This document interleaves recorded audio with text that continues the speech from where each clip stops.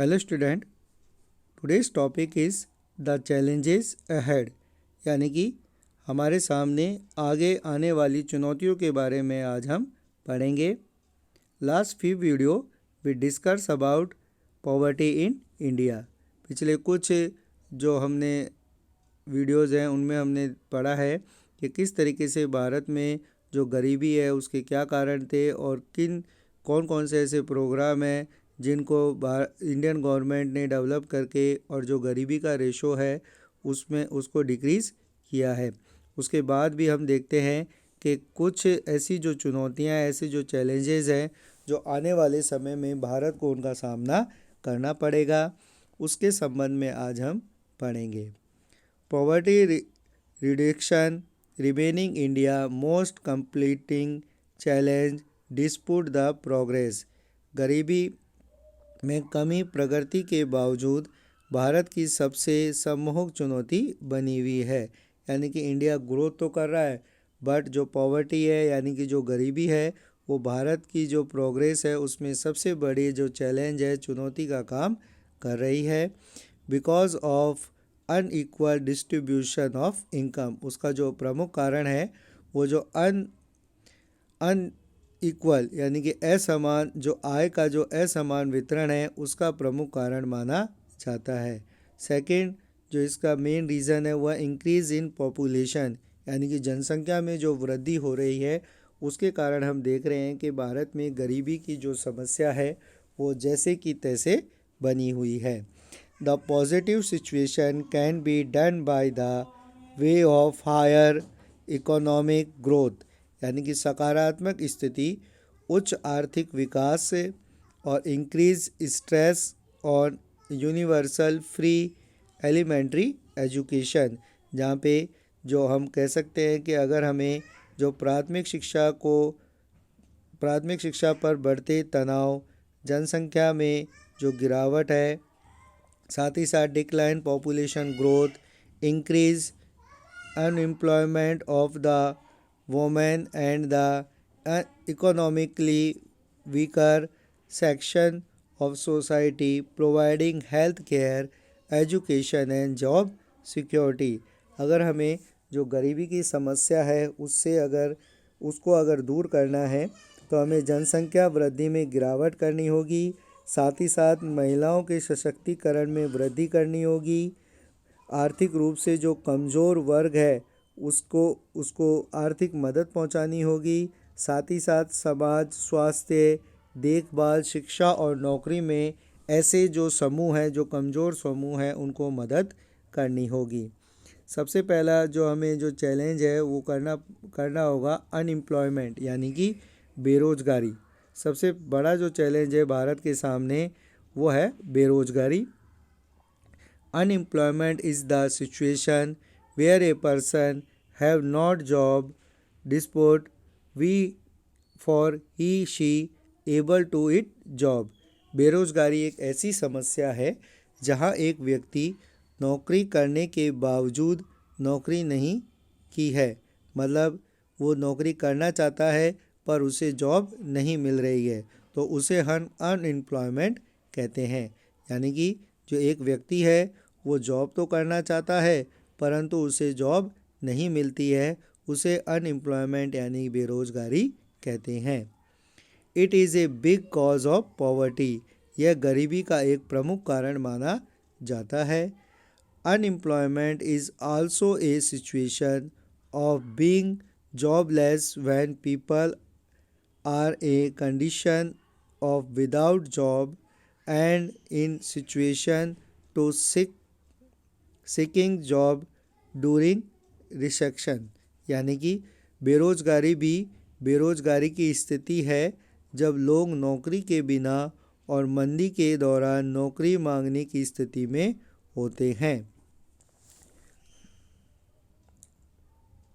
It is a sign of poverty, यह गरीबी का एक संकेत माना जाता है।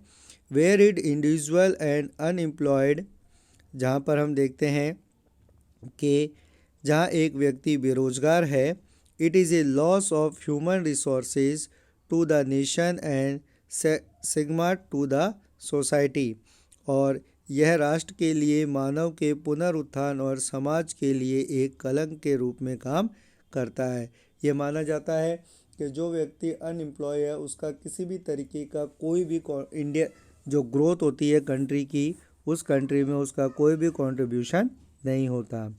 Second challenge is child labour यानी कि बाल श्रम। Child labour is a situation where a child is employed for earning money. जो बाल श्रम है एक ऐसी स्थिति है जहां एक बच्चे को पैसा कमाने के लिए काम करना पड़ता है। Which is mentally, physically and socially dangers in harmful for children.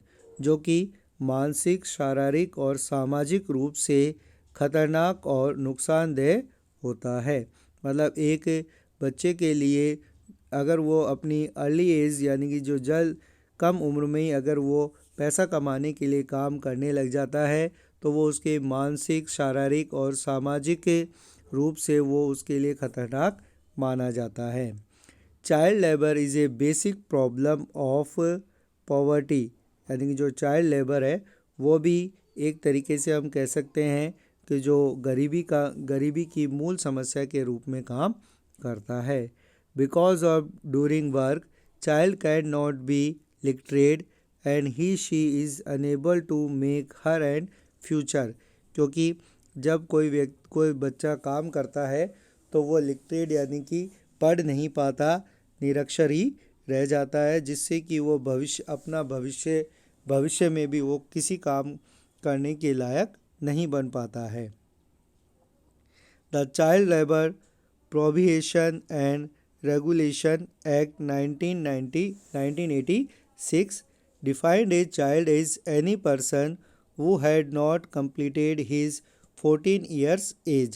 अगर हम देखें तो जो बाल श्रम अधिनियम है 1986 उसके अनुसार एक बच्चे को किसी ऐसे व्यक्ति के रूप में परिभाषित करता है जिसने अपनी 14 वर्ष की आयु पूर्ण नहीं की हो। यानी कि जो चाइल्ड लेबर का मतलब है कि जो अंडर 14 ईयर्स एज के जितने भी जो बच्चे हैं उनके द्वारा अगर काम किया जाता है तो वो चाइल्ड लेबर ग्रुप में आते हैं।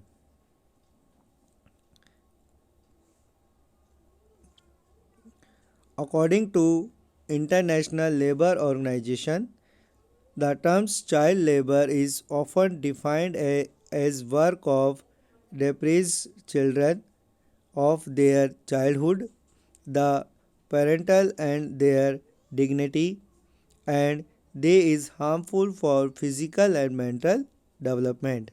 अंतर्राष्ट्रीय जो श्रम संगठन है ILO इंटरनेशनल लेबर ऑर्गेनाइजेशन के अनुसार बाल श्रम शब्द को अक्सर ऐसे काम के रूप में परिभाषित किया जाता है जो बच्चों को उनके बचपन, उनकी क्षमता और उनकी गरिमा से वंचित कर देता है और यह शारीरिक और मानसिक विकास के लिए हानिकारक माना जाता है।